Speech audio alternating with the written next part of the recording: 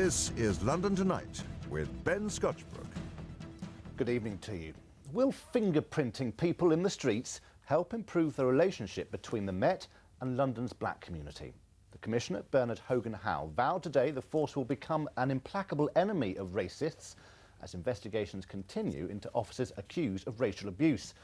The Met's policy of stop and search has often left officers open to criticism.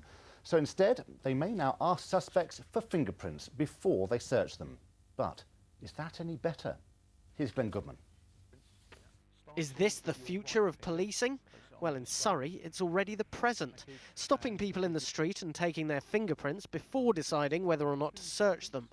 If it's a controversial technique in Surrey, it could be even more so in London, where the Met is currently under fire once again for the actions of allegedly racist officers.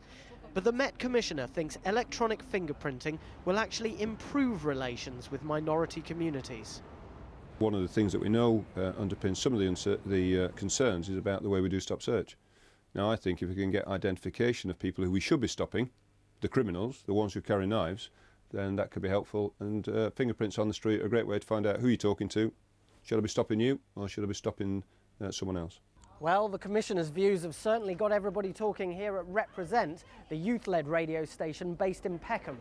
When you think of fingerprints, you think of the films where in the American police stations and in this country, we know that when you are arrested, you get fingerprinted. So that whole act is associated with being a criminal. So that I personally think that by fingerprinting people that are innocent, it will make them feel deeply criminalised and will increase tensions.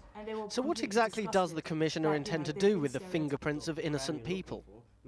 It doesn't get kept at the scene, it just gets transmitted down the line, it gets tested against the database, and then it's gone.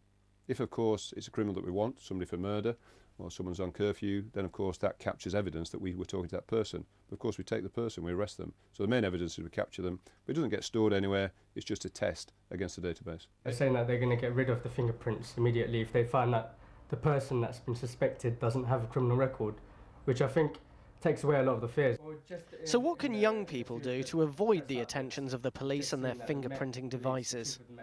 Majority of people that I speak to, young people, they say, yeah, I've been stopped and searched because I wore a hood. And I mean, perhaps if you didn't wear that and you carried yourself more formal, perhaps not many people would, stigmatise you. So, I mean, it's a debatable subject there. What's your own personal opinion? But then again, what is doing that? Wearing a hoodie, like, I mean, I wear a hoodie. It's part of fashion, you know what I mean? What do you expect people to wear? Because you see, like, if you go in the shop, a hoodie, different thing. Just because you're wearing a hoodie doesn't mean, like, you're more liable to do crime. Absolutely. So there may soon be fewer personal searches, but plenty of fingerprinting instead.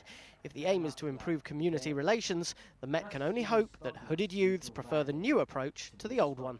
Glenn Goodman, London Tonight, Peckham. A teenager